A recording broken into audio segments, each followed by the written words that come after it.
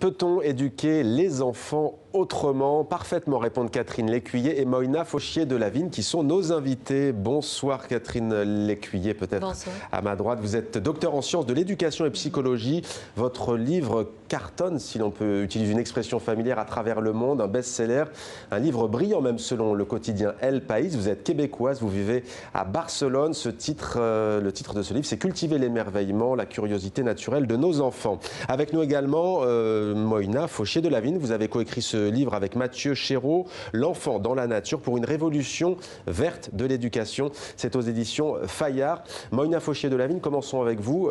On a vraiment coupé l'enfant de la nature en France, par exemple? En France, et pas qu'en France, effectivement.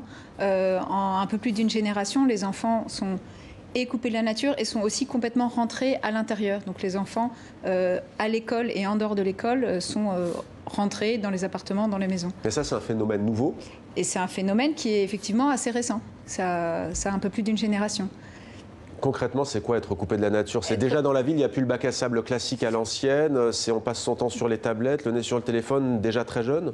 C'est en ville, mais d'ailleurs pas qu'en ville, c'est aussi un phénomène qu'on observe à la campagne. Les enfants qui sont coupés de la nature, à la campagne aussi, on peut vivre dans une maison à la campagne et ne pas être en contact avec la nature. Et effectivement, vous parlez des bacs à sable, mais ça va jusqu'aux bacs à sable qui maintenant disparaissent. Il y a des bacs à sable qui sont enlevés, même des cours de récréation. Donc ce contact avec la nature, l'éducation nationale ne l'offre pas. Alors on va voir justement quelles sont les conséquences de cet état de fait. Alors soyons clairs, vous Catherine Lécuyer, vous évoquez, il y a un chapitre sur la nature, mais pas seulement. D'abord peut-être le titre qui est beau, Cultiver l'émerveillement. C'est quoi l'émerveillement au fond? L'émerveillement, Aristote disait que c'était le désir de connaître.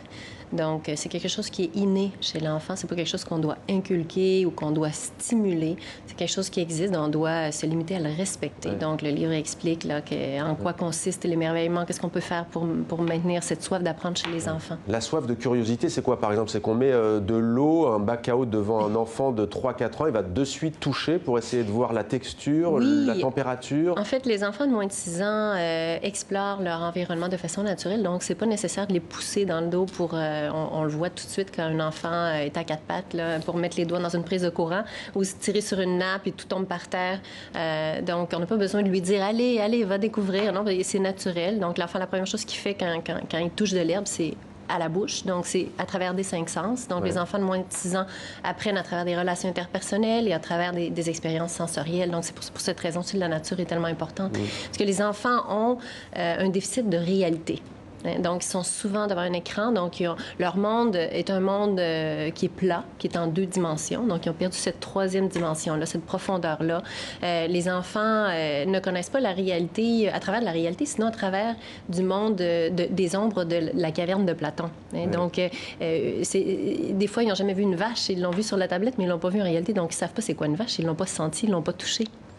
Quelles sont les conséquences de cela, à votre avis, pour l'enfant, pour l'écolier, le collégien, le lycéen? Effectivement, c'est un déficit de monde réel, un déficit de développement physique par les 5 sens, parce qu'on se développe par les 5 sens, on se développe en interaction, on se développe en communication avec des autres êtres humains et êtres vivants en général.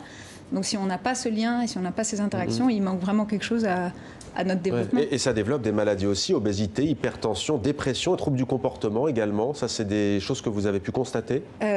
Effectivement, il y a une augmentation de beaucoup de ces troubles.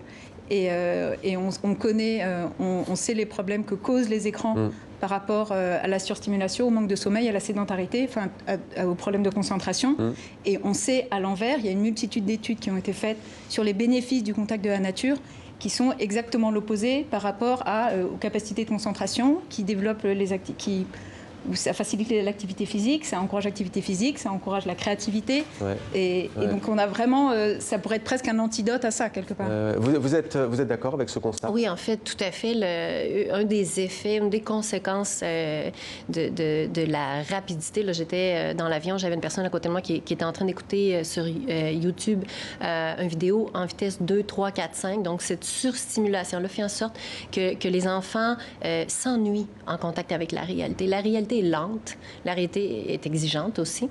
Donc, les enfants sont ensuite incapables de s'adapter à la vie ordinaire, à la vie quotidienne. Hein. Donc, ils ont difficilement une conversation avec leurs parents, ne sont pas capables de manger tranquillement en silence. Donc, ils ont toujours la nécessité d'être sur leur téléphone intelligent. Avec une attention constamment sollicitée par les écrans. Tout à fait. Je me souviens, une professeure d'Alicante qui me racontait une histoire des enfants de 3 ans dans sa classe. Elle racontait une histoire, puis il y en a une qui se lève et dit « Ce que tu me racontes, ça ne m'intéresse pas. » Passe en espagnol. Donc, passe à la page suivante. Non? Donc, les enfants sont habitués à cette rapidité. Le mouvement perpétuel et la rapidité. Alors, vous donnez l'exemple du Danemark dans votre livre Moina Fauché de la Vigne. On va voir des images d'ailleurs de la forêt danoise où l'on dispense des cours au sein même de la forêt. Parlez-nous de ce pays du nord de l'Europe. Alors, c'est les écoles en forêt, enfin les maternelles en forêt, ça a commencé là-bas. C'est pour ça que j'avais fait un reportage là-bas, mais maintenant, ça c'était il y a 60 ans que ça a commencé, et maintenant ça existe à peu près partout dans le monde, mais ça commence aussi en France. Et donc c'est des écoles où, au lieu que l'enfant soit toute la journée en classe entre 4 murs, il passe toute la journée dehors, où il y a un environnement qui est mouvant, qui peut être lent, qui peut être rapide, qui en tout cas offre beaucoup de possibilités, et où il peut y avoir du calme aussi. Et où on a beaucoup moins de contraintes que dans une salle de classe. Et donc, ces écoles au Danemark, il y en a, c'est 20% des écoles qui sont comme ça là-bas, et c'est quelque chose qui fait complètement partie du système et qui est complètement accepté déjà là-bas. Et dans l'apprentissage, ça apporte quoi justement cet émerveillement dans la famille par exemple ou au quotidien? Qu'est-ce que ça apporte dans l'apprentissage? Oui, il y a une relation directe entre l'attention et l'apprentissage. Donc, c'est impossible d'apprendre si on n'est pas capable de porter attention à ce qu'on voit, à ce qu'on lit. L'attention, c'est on dit en neurosciences, une fonction exécutive qui est tout à fait nécessaire pour l'apprentissage. Donc, c'est tout à fait en lien avec ça. Si les enfants sont pas capables de porter attention, c'est vraiment dramatique au niveau de l'école. Dans beaucoup de pays francophones, pas seulement la France et la Belgique, peut-être dans une moindre mesure d'ailleurs dans la province francophone canadienne et le Québec, on parle de décrochage scolaire. Qu'est-ce qui a changé selon vous entre l'enfant d'il y a 10 ans et aujourd'hui?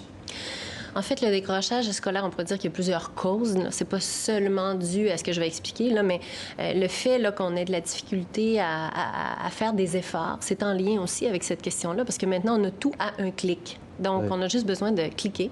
Donc, pour les enfants, ça, c'est vraiment...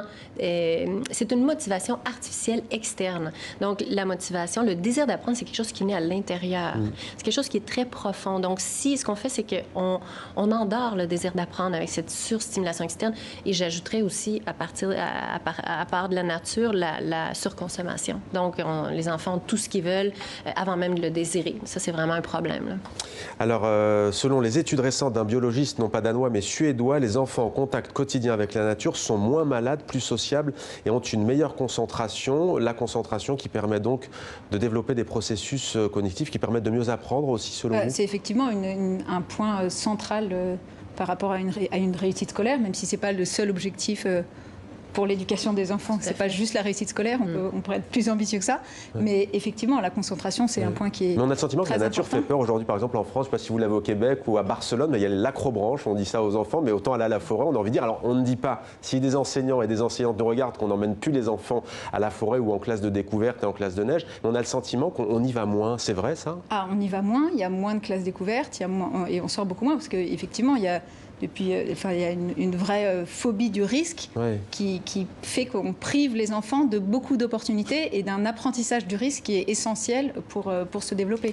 Merci beaucoup Moina Fauché de la Vigne et merci à vous également d'être venue sur notre plateau, Catherine Lécuyer. On aura l'occasion de reparler de ces questions éducatives à travers notamment la nature et l'émerveillement. Merci à toutes les deux.